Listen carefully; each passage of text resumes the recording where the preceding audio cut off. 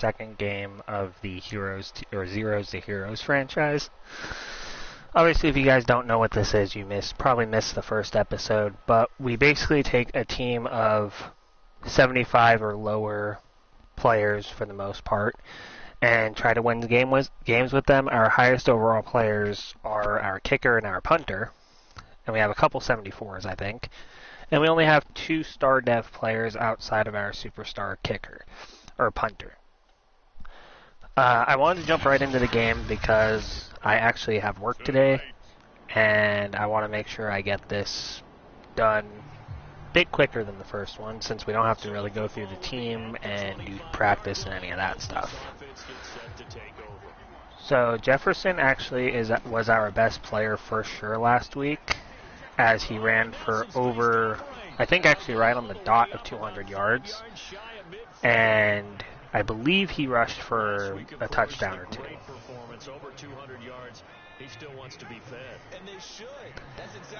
And we are going to run with him a lot today as well, because he's, like I said, probably our best player, so we want to keep feeding him. 209 yards and 1 touchdown was last week, as you guys just saw on the screen. Now we are going to try to mix in a few more decent pass plays if possible, but obviously that play wasn't going to happen. Too well covered all around, so we're just going to run out of bounds there and get the first real quick beforehand. Backup running back comes in, gets 9, puts us into a very favorable position now. Jefferson back in. He does get down to the 30, which is another first down.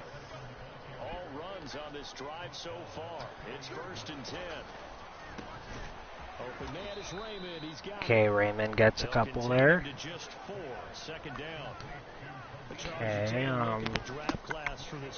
Okay, yeah, we're going to keep running with Jefferson.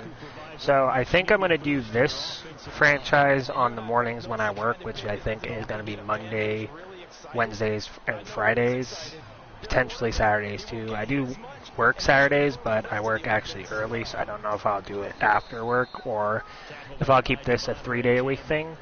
I think for my days off, I'll be doing the Chargers franchise and a few other ones like that instead. So that way it's not just one franchise the entire way through. And you can see how team building is affected when you have super low overalls versus a pretty good team all around.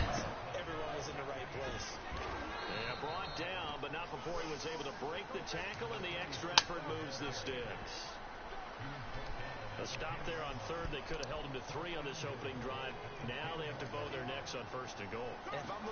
Okay, same one here. Jefferson up the left side. Gain of 6. Very good. We're going to try to hit him with a fullback dive. We're actually going to let this go to the second quarter. Down 3, but we are in scoring range easily.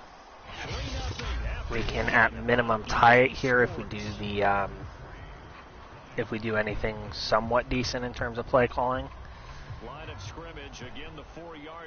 We are going to try to run it in with Jefferson on this play.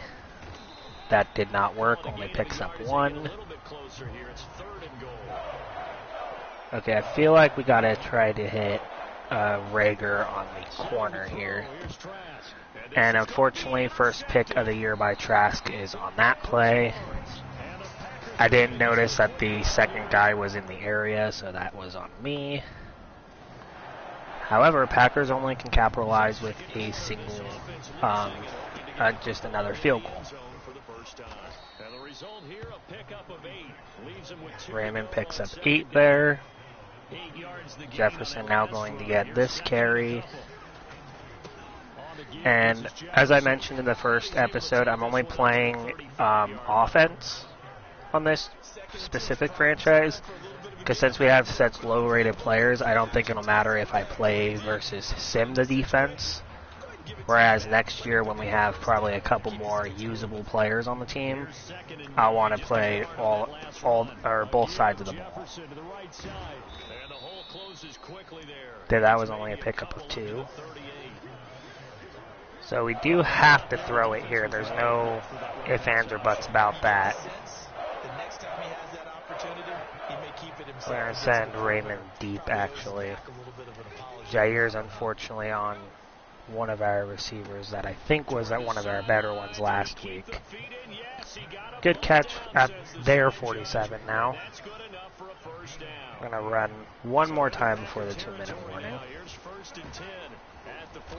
Jefferson gets to the 41. And that'll take us down to the 2-minute warning.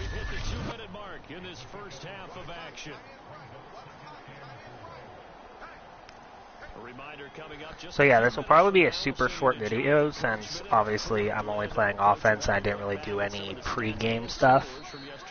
But probably Wednesday's episode will probably be a little bit longer. I'll try to hop on a little bit sooner so I can have a little more time to use on that type of stuff. But I knew this is what I wanted to do today. Something kind of pushed my schedule back a little bit, so I didn't have the extra 10-ish minutes that I thought I would. And so, yeah, here we are. Now, as long as we don't make any mistakes here, we'll at least be guaranteed a field goal and cut the deficit in half.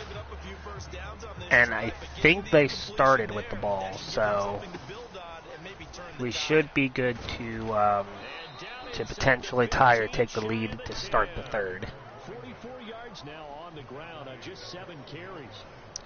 Okay, this will likely be the last play we do. Actually, we have timeouts. I guess we can at least try to score a touchdown here. Still have Raymond in, which isn't ideal.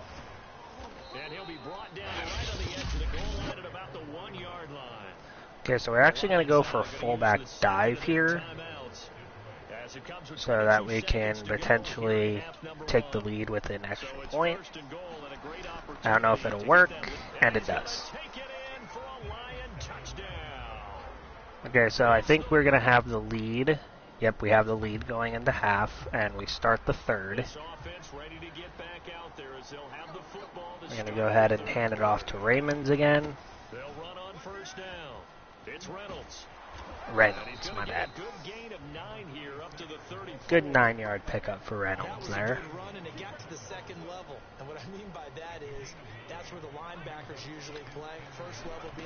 Now we're still going to run a lot, and I'm going to try to take quite a bit of time off each drive before going in for scores.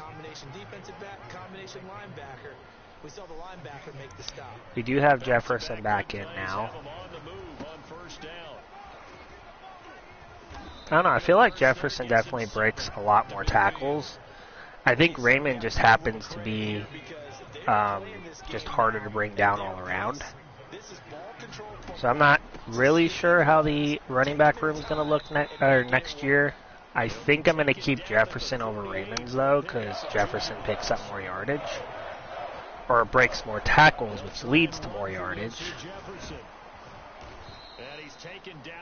Pick up a 5 now. They're basically neck and neck in terms of rushing yardage this game, I think. Alright. Picks up 3 there. I was about to say Raymond's probably going to come back in for this play.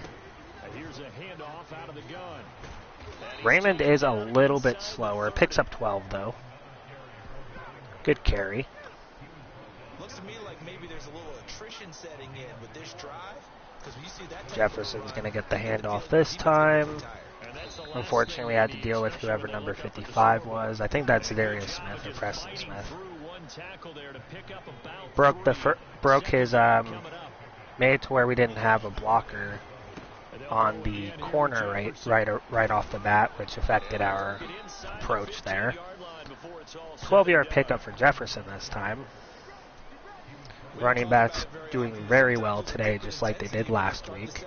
Kyle Trask, I haven't really asked him to throw the ball much today, but I also don't want to have him try to rifle in passes and get a ton of picks this game either.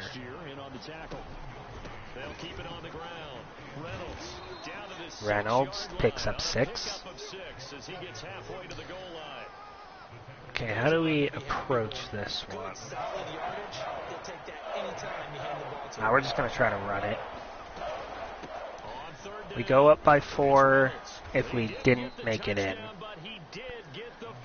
Or if we don't make it in. But we're not going to make a bad decision and try to do anything to, like, you know, too elaborate on the goal line here. Don't want to throw a pick, so we're just going to rush it in for a touchdown there. That's 2 fullback touchdowns. And now we're only up by 2. We're going to shift this to the other side. Do our single run play before the 4th quarter. Picking up 12 yards there and a very quick first down. 1 quarter remains here as we wrap up the week on a Monday night. We'll return with more after this break. All right, Jefferson's back in. We're only up by 2, so the goal is to obviously get a touchdown and go up by 9, so they have to score twice. But if we can take off almost the entire clock, if not the entire clock, which I doubt we can because of where we are on the field versus how much time we have left. But if we can score, and then they score, and we get the ball back instead of them, then the final drive will likely be us just running the rest of the clock out. Jefferson back in. Okay, that just wasn't very good blocking. Alright, we're going to try it again, 2nd and 10. There's a first, gain of 15. Carries like that, that's how they're going to continue to salt this thing away here, Charles. I have Raymond run to the same side. It feels like this side's our better side somehow.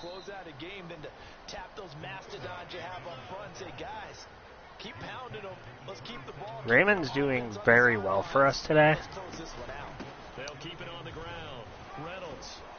Reynolds. I don't know why I keep calling him Reynolds. Now we're actually going to try. We're actually going to flip this. Try it the opposite way.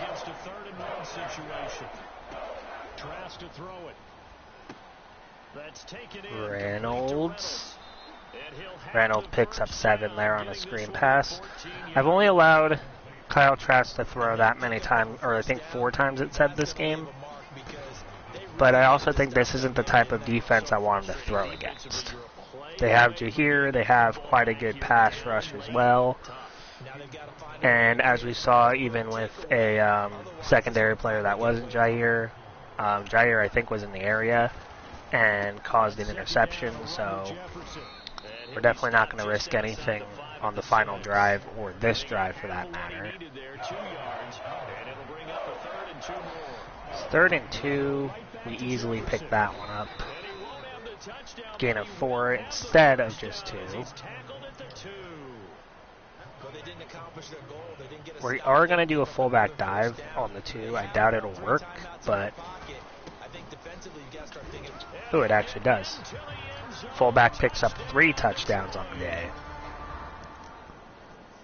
And now Green Bay turns the ball over, so we are just going to try to run a few more decent plays. Oh, wait, no. Okay, no, they didn't score anything. I thought they did for a second. Jefferson going to get another carry here. Gets down to the 20. No huddle because I want him to get the final carry before the 2-minute warning. And that's why. I wanted to make sure he got a touchdown this game too. Okay, so that'll obviously end the game there. 29-19. They still have 3 timeouts, so I'm going to have to play a few more snaps here. The Packers going to use one of their timeouts as they'll stop it with just over 40 seconds to go in the game. Obviously, they're down by 10, so there's not really a purpose of using their timeouts. But yeah, I mean, the CPU is going to make them do it regardless because they don't get how time works. This will probably be it'll be the last play that matters. They're going to call a timeout. We're going to run it one more time, run out the clock. We'll look at the stats specifically on the defensive side. And then we'll probably sim, do the weekly training after the sim, and then we'll call it an episode from there. But that ends the game for us right there. We're going to put on shoe clock and do one more run with Jefferson as time expires. One final 2-yard run there ends the game. So it's ended up being a 29-19 game. It looked like it would be not going well for us, and it ended up doing great for us, actually. And yeah, so that's how that works.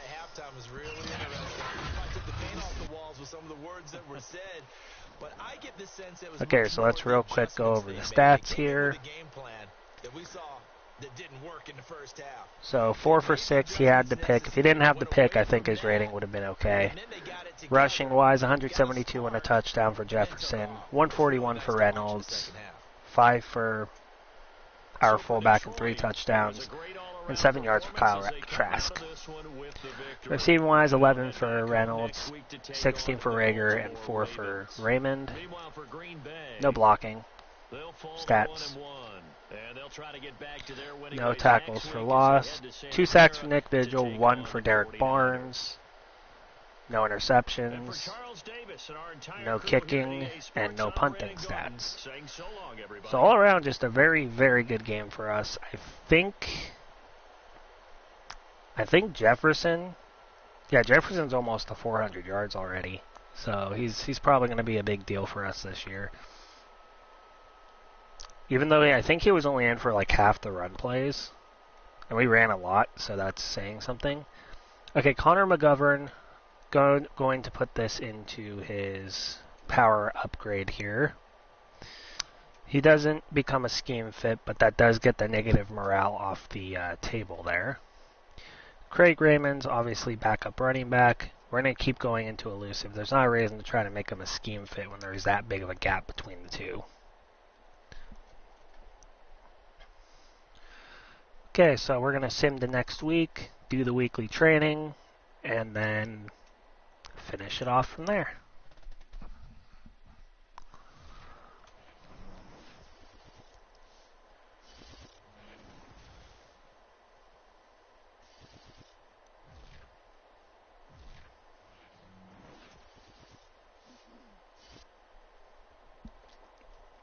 Okay, so we're going to have a breakout player next episode.